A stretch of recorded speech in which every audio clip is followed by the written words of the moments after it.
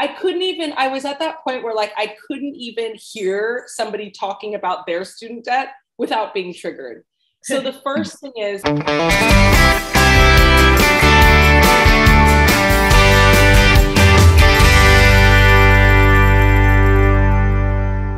good morning, good afternoon, good evening kung nasan man kayong panig ng mundo. Ito po ang Kaasenso with Gerard and Mich. Ako po si Gerard de la Peña. Gusto ko yung mahigalo. Ako po si Michelle Orosa Ople. Of course, mga kwentong ika-asenso, ika-uunlad at ikagaganda ng ating mga buhay ang aming handog. At ikatataba ng ating brain cells. Partner flex ko lang hindi fake na background itong kinalalagyan ko. I'm in Bacolod right now kasi may coverage ako dito. So I'm shooting from Bacolod. Ito yung kagandahan ng ng online tayo, partner, yes. No? Hindi natin kailangan tumakbo sa studio. So strike anywhere tayo basta may baong cellphone na may signal.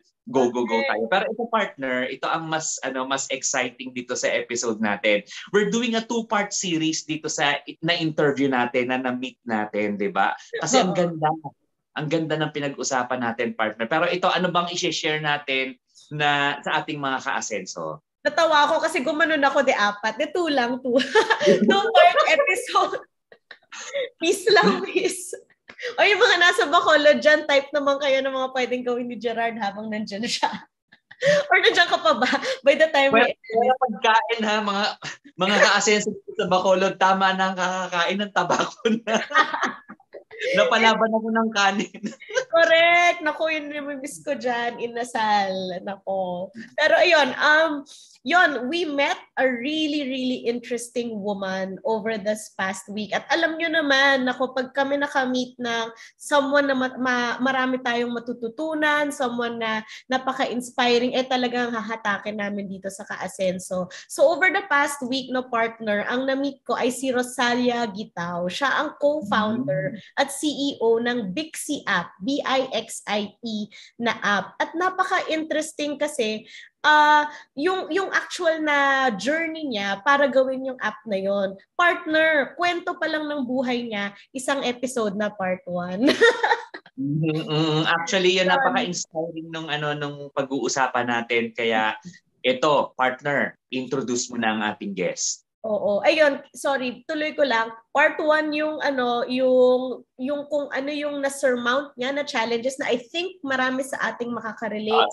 And then part 2, please wait for that episode as well. Ay nako, it's about the Bixie app naman sa mga kababaihan at sa mga may kilala sa babae or may wife, may nanay, or even kayo mismo mga lalaki, pwede kayo pumasok sa app na ito. We'll be talking about that on part 2. So, do stay from the start to the end ng episodes na ito, episodes. Kasi grabe to, partner. Si Rosalia, gusto ko tong katropa eh. Gusto ko yan mga kasama na marami kang matututunan. So, without further ado, welcome Rosalia sa ating episode ng Kaasenso. Alright, welcome Rosalia to Kaasenso with Gerard and Mich. Really, really excited about this episode because I just witnessed your launch for Bixie app. But before that, I guess we want to contextualize everything. What are the challenges really, especially for women in the Philippines, when it comes to financial knowledge or even that journey to financial freedom? Why did you focus on that, the women? Yeah, so why I focus on women and why I focus on Filipino women. So I focus on women in general because I have been working with the United Nations for over a decade before I moved into financial technology. And in fintech, I worked first in blockchain, so like cryptos, and then moved into payments with Alipay. And so one of the things I recognized over my years in a lot of different countries, so I've worked in over 15 countries, is that women are extremely financially disempowered. I've said this before, but like at Bixie, we focus on the fact that women comprise 51% of the global population. We make 80% of all purchasing decisions in our households. We hold 40% of wealth, and fewer than 1% of us globally invest. And why this is problematic is because labor makes less money than capital currently. So your money you make from your job, your salary makes less money because you're taxed at higher rates. because of inflation, meaning when you put it into your bank account, you're losing money. You're making less money than if you had capital, which there's generally no gain. There's no tax on capital until you cash it out. It's not taxed at even close to the same rate. And it makes more money in excess of inflation. So just given these realities of we live in a time where labor makes less money than capital, and women are only focused on labor, it necessarily means, and I've seen around the world, that we're just not even close to catching up. And one of the key facts is that as a result, we are 80% more likely than men to retire in poverty. And this is regardless of our starting point. So when I see things like that, I think, oh, we're in trouble. And why I focus specifically on the Philippines is because, as we've talked about before, my mother was a Filipino overseas worker. Most of my family still lives in the Philippines. I, am in the Philippines very frequently. And one of the things I notice is that Filipino women, sorry, Gerard, Filipino women are the backbone of the Philippines. They are the workers. They work outside of the home. They work inside of the home. They have a side hustle. And this is something that Filipinas globally have a reputation for. You talk to any global business, who do they want to work at their company?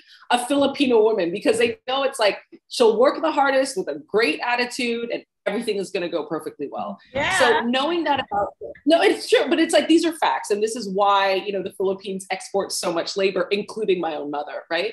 And when I look at that, and then I look at the fact that none of the Filipino women I know are even close to beginning, their investment journeys. When I look at the fact that, and I look at within my own family and in my friend group there, very few Filipino women, aside from the most, the highest income brackets, are even thinking along the lines of investment. And then I look at the flip side, look at all of the opportunities that exist for Filipino men. I see that, the Philippines has one of the most expansive, regulatory frameworks for cryptocurrency. I see that there's so many people, principally men, investing in this space. I see that, when it comes to ETFs and mutual funds, it's men investing in this space. When I look at key online influencers, my first data dive into okay, who's talking about finance? It's men dominating that space. So then the question is, where are the women? Why aren't they embarking on this journey? Given that, so one of the stats of the Philippines is women actually have more paid labor, a greater proportion of female in the Philippines than men comprise labor. So meaning they're making most of the money. So if you're making most of the money and you're making most of the decisions, why aren't you taking that next step to invest? So in addition to being a keen market opportunity for a private startup like ourselves, it's also just, it was a very personal journey because to my own thinking, I'm thinking, why aren't some of the most industrious and hardworking women taking advantage of all of these capital opportunities that exist globally?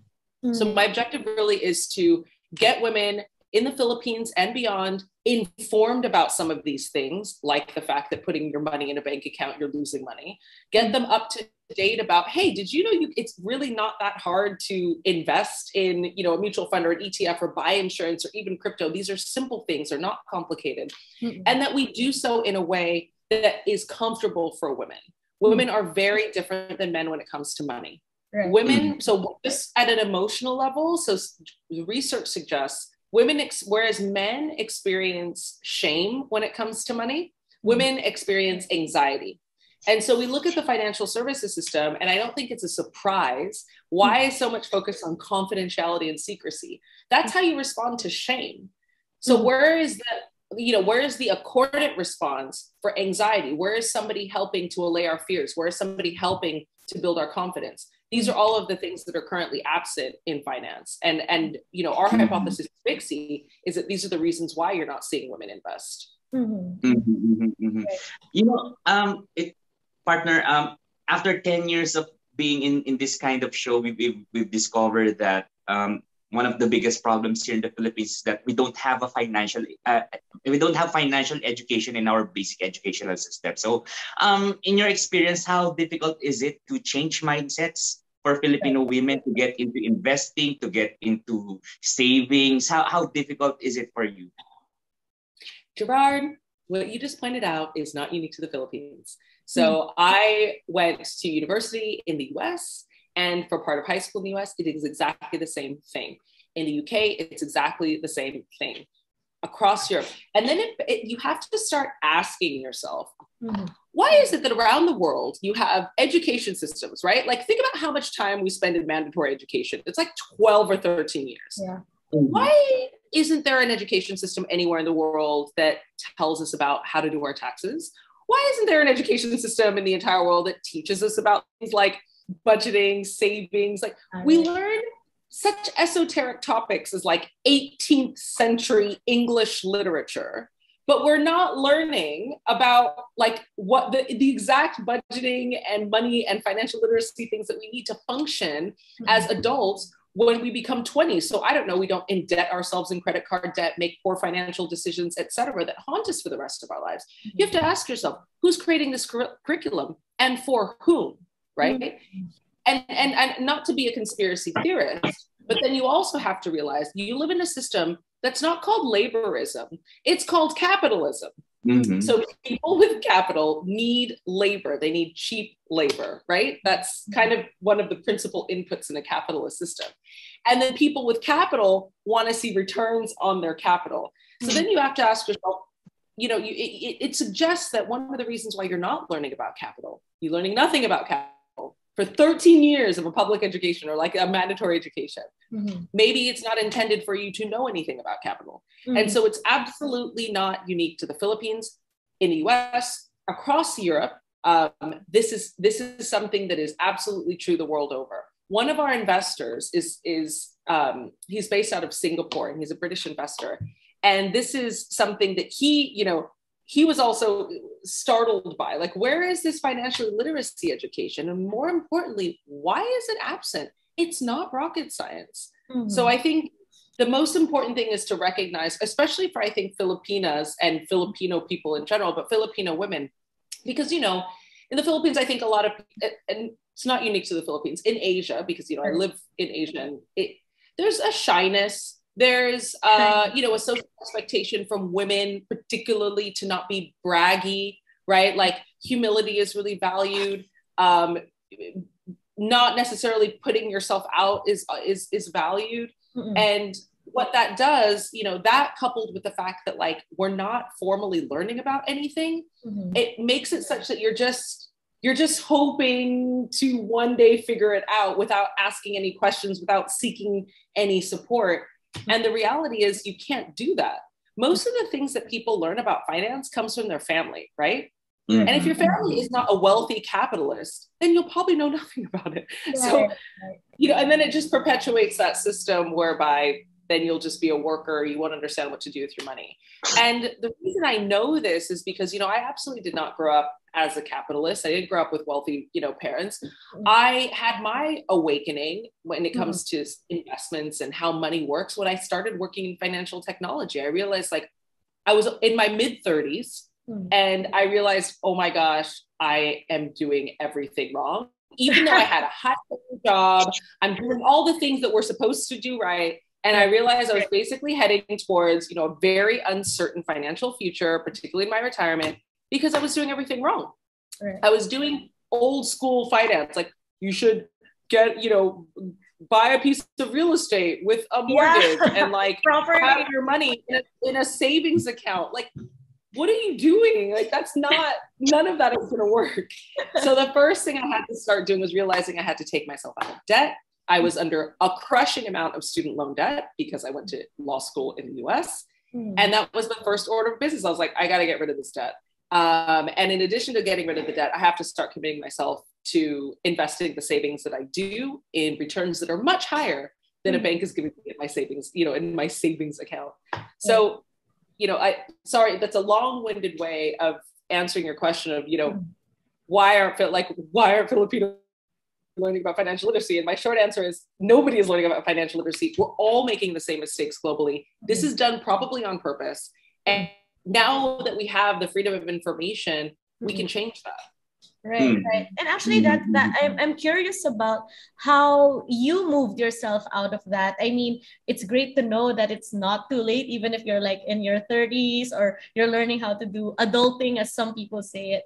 But in your experience, how did you start? Okay, I want to know how to get out of this, and I want to, put my finances in order. What were your next steps on that one? So, to be perfectly honest, the first thing, so I was working at the UN, and I kind of had just fallen into a bit of complacency around my finances because, I had a cushy job, good salary, pension is happening. So I figured that's enough, right? But when I left, I joined financial technology, and my first job actually gave me part of my compensation package in blockchain and crypto. And it was the first time I had to start thinking like, okay, what does this mean? What do I do with this? I don't know.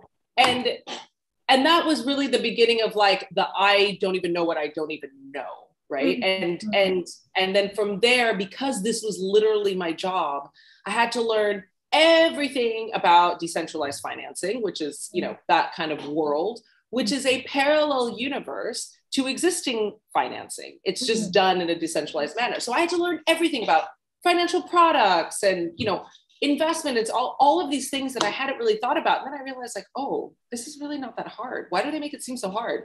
And that was, and because I was part of a community, it was literally my job. Right. Everybody at my office was doing it. I was literally part of actual community building in that, in that blockchain space. Right. If I like, all of those things are triggers to start getting more actively involved in your finances, because I was talking about it and working on it and doing it all day long. Right. So, that, and I'm so glad that happened, because I think I would have just been in complacency until the very end and then realized like, oh my gosh, like I don't have enough money to live off of in my retirement. Yeah. So that idea of like having a community helping me move forward to act was really critical. Right. And I think you've touched on that. We're moving into the story of Bixie. The word community. Could you tell us about how important that is in a financial journey and how that led you to develop this new app for women for financial knowledge? So there's two reasons behind the emphasis on community. Number one is that one of the ways that women behave really, really differently than men when it comes to finance is that we tend to make financial decisions like by talking to our friends. And again, this is from somebody who earns $1,000 a year to people who earn over $100,000 a year. This is totally true. Our investors, for example, at Bixie, half of our investors are women, and like there was a common refrain that, oh, we all invest together, right? So this is high level women, right? So this is a very common thing. We tend to de-risk our decisions by talking to friends. What's really interesting though, is that we don't like talking to financial experts. So this is a piece of the research that we found. We did 6 months of research before we incorporated as a company. And one thing that was really quite funny, I was talking to this, I was pitching to this, investor, and this is a person, 20 years investment banking, global experience, super high level. He flies to India because his aunt and when he gets to India, he's Indian. And when he gets to India, his aunt had just been widowed, long time married and widowed. And her husband had left her some properties.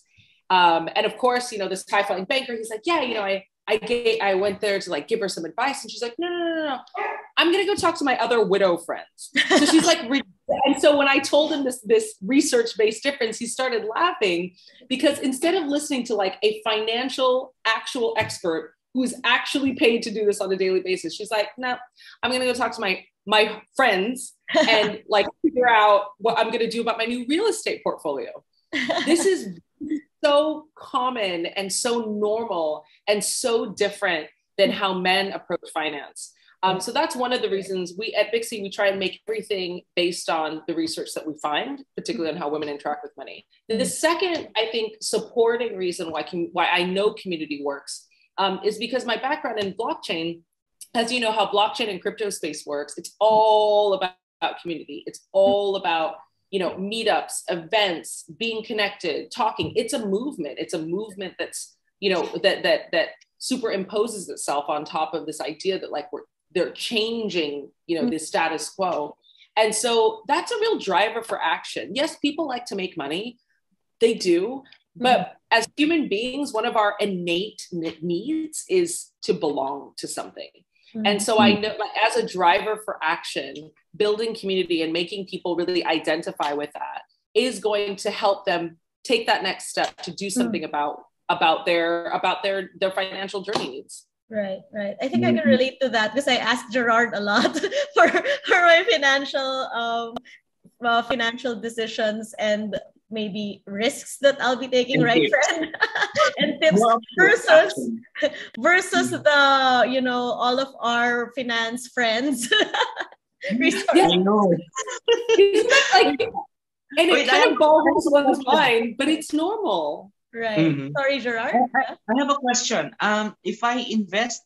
If I invest through Bixie, how will that help me as an investor? Like, for example, right now I have investments maybe in stocks or bonds or whatever. How will this help me improve my investments or grow my money? Or I don't know.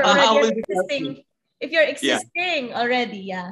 So right now, the Bixie platform has 3 features. So it's community, goal setting, and financial literacy. So we're really focused on bringing people onto our platform and beginning that literacy, community, and goal setting journey.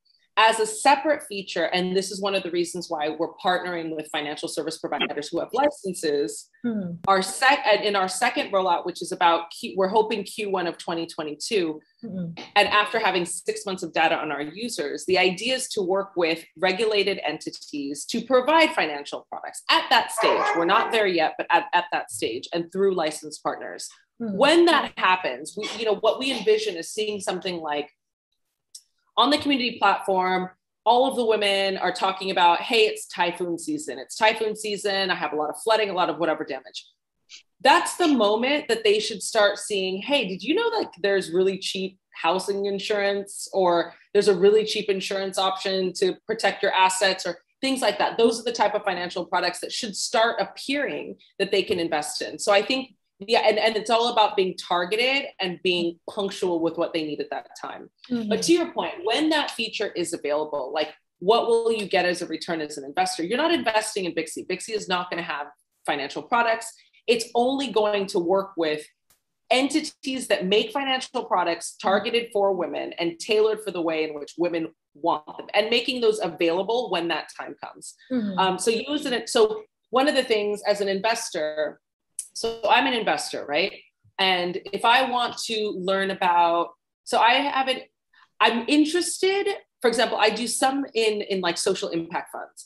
I'm really interested to know more about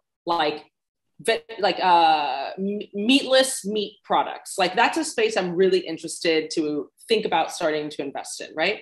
So in that case, if I was a prospective investor, I would go into Bixie's financial literacy content feature.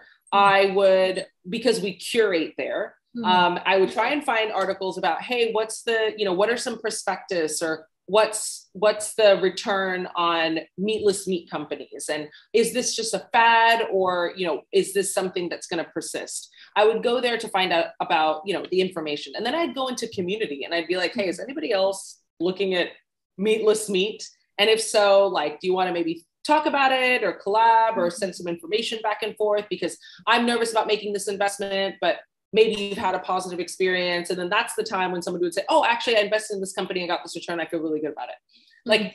That's what you would come to the forum as a Bixie user.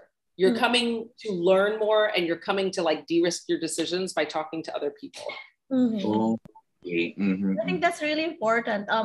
Especially when you're moving from basic investment to things like blockchain or these new, how would that work really? How would you help people move to that space, which actually sounds really complicated, especially, for Filipino women or even Filipino investors in general? Yeah, it's really interesting in the crypto space. I feel like it's almost of course, it's a very risky area, right? Yeah. Like nobody denies the fact that like cryptocurrencies are high risk. That's a high risk investment. But like everything, it's not rocket science. One of the things that blockchain did to entice people towards it is there's a ton of information. There are so many, every company, every individual puts up a YouTube video. And that's actually where a lot of people learn about crypto. They learn about it through YouTube videos, through crypto Twitter, again, community platforms, and through Telegram groups. And then they transition out of that into like online meetups. The blockchain community has done such a good job of really illustrating it's not about targeting ads or marketing spends. It's really about like building blocks of community. So teach everybody what's going on, get them involved, make it free, like take away the barriers of traditional finance and get people involved, and the people will come to the platform. And I think that's the real lesson. Like we're trying to get people excited and involved, and people will come to the platform. So just to simplify, if for example, my wife joins Bixby, what's in store for her aside from the community? So what's in store is that she comes in, she can join the community and talk to other people. She can set her own goals. So this is the first thing that's, one of the things that we found in our research is sometimes people don't even know the common refrain is, I know I need to do something about my money. I just don't know where to start. So where to start is your first step of soul searching. What do you want to get out of it? Where to start depends on what you want. So that's why we have a goal setting. So you tell your wife, well, what do you want? If she's like, I want to go on vacation, or I want to buy a house, or I want to buy a car. Okay, put that in the goal. Now, how much does that cost? Okay, this is the cost. Great. We just broke it down to say this is how much you need to be saving per week to get to that goal by this date that you set for yourself. And then you start to get notifications. Okay, now that you're a quarter your way there. Oh, you've actually lapsed last week. You took out money from that goal. Oh, now you're back on track to get your goal. It's very like Fitbit thinking of the first step is you have to set your goal to begin your financial journey. And then once you've set your goal, the next step, which is in our next release next month, we'll have expense tracking. So once you set your goal, you're like, okay, now I need to like do a deep dive about what's my spending habit right now, which is that's a scary place. And there's a reason why we didn't start there. That's a scary place for a lot of women, and women already have anxiety when it comes to money. So we're like, let's not talk about that in the very beginning of the app launch. Let's bring that in later. And so then it's like, okay, what's your spending habits? And be honest about it. And let's see what we need to change to get you to your goal. And then what the next thing that your wife would see is, okay, now she knows, all right, I really got to stop going to Starbucks. Literally everybody needs to go to Starbucks. Don't go to Starbucks. If you want to make money, don't go to Starbucks anymore. So when she realizes, oh my God, I spend $100 every 2 weeks at Starbucks or every month on Starbucks, and that's $100 that could be going into, a myriad other financial options. Then she starts thinking, okay, where do I seriously want to start making more money? Like I've heard about crypto. Okay, I'm going to go into our financial literacy content library and I'm going to learn a little about crypto. I'm really interested in like insurance. Okay, or like homeowners insurance. Where can I find some content on homeowners insurance so I can start getting into that? And that's the idea, and that's the journey. So it's, you come in, you do some soul searching about what you want to achieve, you set your goal, then you start learning how am I going to reach the goal that I just set for myself? And then you talk to other people to get support. Like, hey, is anybody else trying to buy a home? What are the mortgage interest rates that you're getting? What are your savings plans? And then you can do that together. And then in our next feature release, you're going to see expense tracking. You're going to see at the feature after that, you're going to see payments. The payments are going to be tied to expense tracking so that you can actually see it happening in real time. And again, working through licensed partners. And that's the idea. It's all about giving women information and support to start making financial decisions. And then by the time they get to, okay, now I'm feeling good about it, that's that release 6 months later with data, which is now you have here's some options. Here are a lot of different options that are available to you. And what do you think about that now that you have information and have support?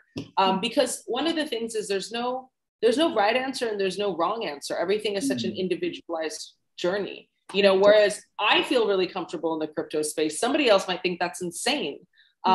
Whereas I feel uncomfortable in the ETF space because I'm like, I don't feel like I understand that.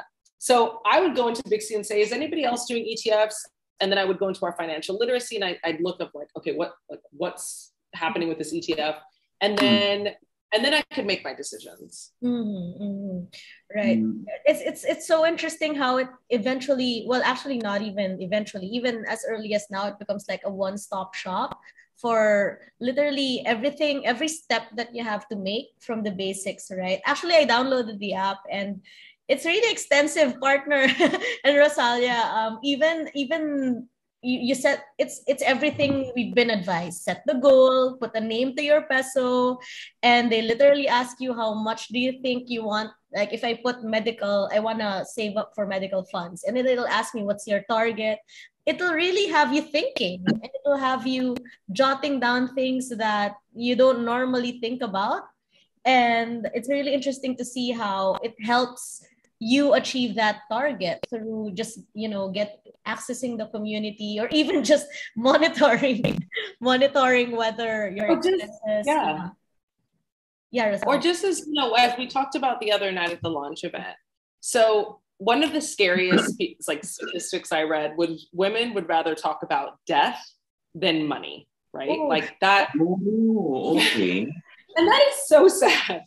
And so, as you rightly mentioned, even if just the goal setting is the beginning of even thinking about it, most people don't even think about what their goals are financially. They're like, I'm barely making it. I kind of don't want to look under that box because if I look under it, I'm going to get more uncomfortable. And so they just have this like avoidance strategy. And then when they avoid, then they just like go on Lazada. And it's so... it's such a vicious cycle, really. It's such a vicious cycle. Right. And so this really just allows me like, okay, let me just buy myself. I'm going to set my goal. I'm going to think about it. And then I'm going to put a number to it.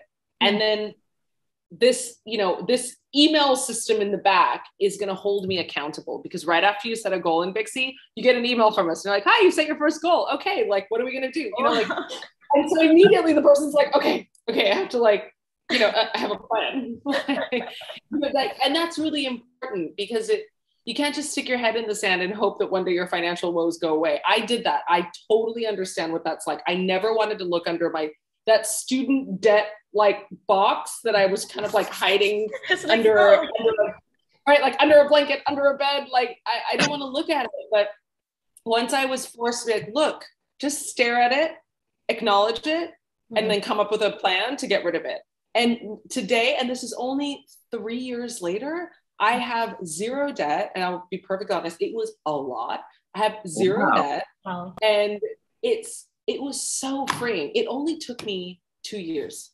Wow. Oh, okay. And we're talking about six-figure debt. But that's the thing. If you just focus, if you recognize there's a problem, focus on the problem. And it's not like I won the lottery. It's not like, oh, I won the lottery.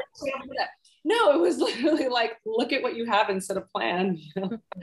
So my question now is, I think here in the Philippines, people don't really realize that that what you did is kind of an achievement, being able to pay off your student loan. So just to encourage the women out here, the women from the Philippines or women all over the world, how do you encourage them to face their fears, to face their problems in terms of their finances? Yeah, 100%. You have to look at it. You cannot hide it under. I put mine in a box, wrapped it, covered it under the bed. It was so. I literally every time I was at that point where I couldn't even hear somebody talking about their student debt without being triggered. So the first thing is I really made a resolution. It was okay, this year I'm going to do something about it. And you've got to look at it. You've got to look at whatever your dirty financial secret is. I spend too much on Lazada. I have indebted myself in credit cards. My mortgage is way more than I can afford. Whatever your dirty financial secret is, you need to look at it. So like, maybe you can't talk to it about with your friends and family. Get an anonymous username and talk about it with somebody in Bixie community, whatever it is. But like the first step is you have to look at it. Because only by looking at our problems can we start identifying solutions. And I think what was really interesting is, as I mentioned, my student debt was crushing. And what I was only looking at the total number, right? So I would always look at the total number and be like, oh my God, that's never going to go down. But once I actually looked at it, and once I actually broke it down over like, this is how much it's going to cost me every month.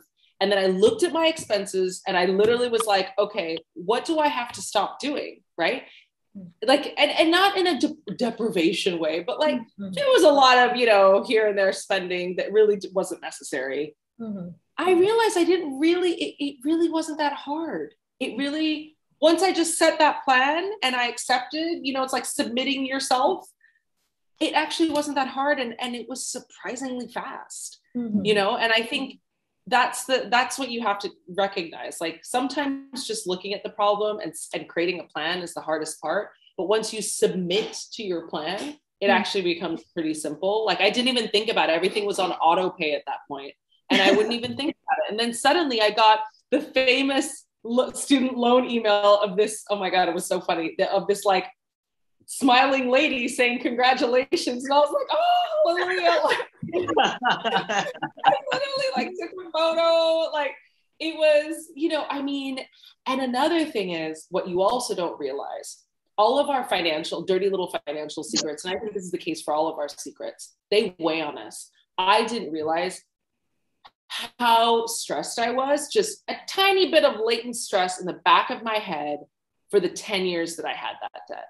Like it was just here, but and the second it was gone, I literally was like, I'm free. Like, and all of a sudden I was like flooded with all of these possibilities. I was like, I could be a pop star, I could do whatever I want because I'm free.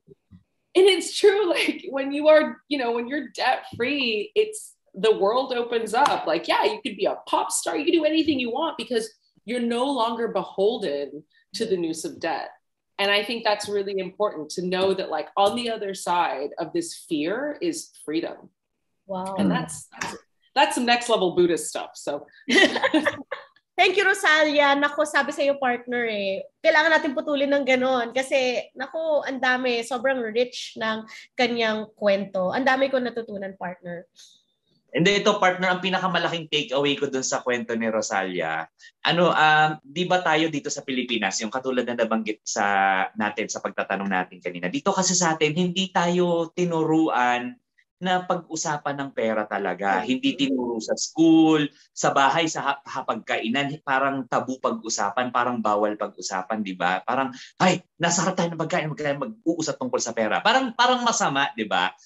So, kapag may problema tayo sa pera, it's difficult to face it, di ba? So ngayon, parang kailangan baguhin natin ang ating mindset, ang ating pag-iisip, na kapag may problema tayo sa kahit anong bagay pa yan, most especially sa pera, the only way to face it is to face it para ma-resolve siya, di ba? Yun ang pinakamalaking takeaway ko dyan. At hindi siya nakakatakot, basta simulan mo lang. Di ba tayo partner, di ba? Mga numerically challenged. Kaya nga tayo nag-AB ng college, di ba? Kasi BS na tayo. Bobo sama.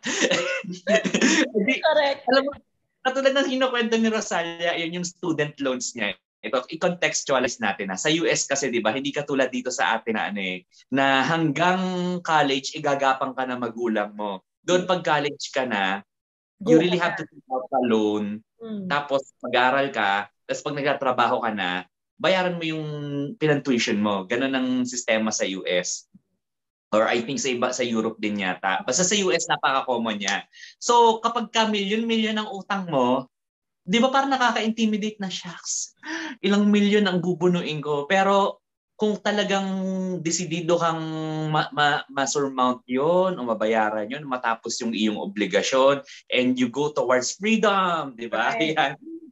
the only way to solve it is to face it and to know what to do, di ba? Oo. Ako ang pinaka-interesting naman na natutunan ko dito kay Rosalia, yung theory behind it as well.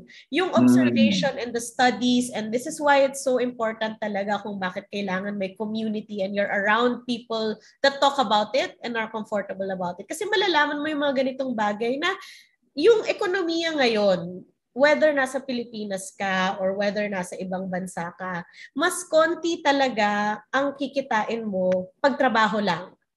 Lahat tayo, and it's so interesting, di ba, partner, na lahat tayo programmed to go into employment, di ba? To go into a stable salary na every 15 days may papasok. Pero ang galing kasi in theory pala talaga, pag tinignan mo, sa tax pa lang talo ka na. Diba? Yung tax pa lang, walang-wala. Parang triple na ng inflation rate. Mo ng tax. Oo, may inflation ka pa. Diba? So parang ang daming kaltas sa sweldo mo na ang konti na lang ng na-take home mo. Of course, sabihin natin, pwede naman maging komportable sa kahit anong amount, di ba? You can just reduce your expenses, you can do so much. But the reality is, pagdating sa ROI, return on investment, pagdating sa pagbalik ng pera, mas talaga pag capital, meaning may i-invest kang amount. Ilalabas mo siya galing sa'yo. Kasi doon pa lang pala even yung taxes ng investments, pag suma total, mas marami pa rin kaltas talaga sa trabaho. So imaginein mo yung trabaho already takes up so much of your time, much of your day. And then, yun parang mas konti yung mauuwi mo versus naglagay ka sa capital market, di ba? Which are stock market or the investment tools na ang point ni Rosalia, ang dami na ngayon. And wala talagang excuse. 'Di ba? So, tapos ang super nagtumatak sa akin, yung para siyang nag-unlock ng level. Nung nandun na siya, bigla niyang na-realize, ba't ngayon lang ako nandito? And she started in her 30s, and sa totoo lang, I just started also as well when I started working, 'di ba? There was no consciousness of this for me when I was a child. And it affects me, her advocacy, because I am a Filipino woman. And kita ko na without even thinking about it, may pattern na pala na ganun. So I love that she goes and says, let's break that. Let's break that and let's take the step toward it together. Kahit yung pag-aaral na ang lalaki pala, shame, yung nararamdaman sa pera. And then ang babae pala ay anxiety naman. Na parang saan ko kukunin yung next. And to your point na pag may problema, harapin mo, yun yung thing na listening to her story, marirealize mo yung mga problema halos pareho and yung mga available options, partner, ang dami na pala. So yun, I'm really so inspired by her and how she, forged through it. Parang 3 years din. Parang if you follow a plan, 3 years, you can eliminate your debt. And mabilis yung 3 years, ha? Sana all, 'di ba? Sana all merong, yes, may ganung moment na free na ako, 'di ba? And yun, so that's what we'll talk about on the next episode. We will put the links down below on how you can start that journey with Bixie, yung app. Hindi siya network marketing. Community talaga siya. Think of it as a forum. Hindi siya, maglalagay ka ng pera tapos Hindi siya network marketing, pero just the same, kailangan mo ng open mind. Yes, open mind. At kailangan mo, for me, I think you need a mind that's willing to learn talaga and listen to a lot of people. That will be for the next episode. So tune in dito sa Kaasenso. 2 parts ito. Put your experiences down below. Magkwento din kayo, mga friends, kung ano yung mga experiences ninyo, kung babae kayo, may kilala kayo, or kahit kayo, ano yung mga challenges ninyo. Can you relate with Rosalia? Yan. Put it down in the comments down below. Alright. Kung nagustuhan niyo po ang episode na to, abangan po next episode namin sa susunod na linggo. At kung talagang nagustuhan yung mga episodes namin, mag-subscribe po kayo. Ang amin pong mga fresh episodes ay karaniwang ina-upload namin pag weekend, normally pag 12 noon ng Sabado. Kaya magkita-kita po ulit tayo next week. Ito po ang Kaasenso with Gerard and Mich. Ako po si Gerard de la Peña. Ako po si Michelle Orosa Ople. God bless mga Kaasenso.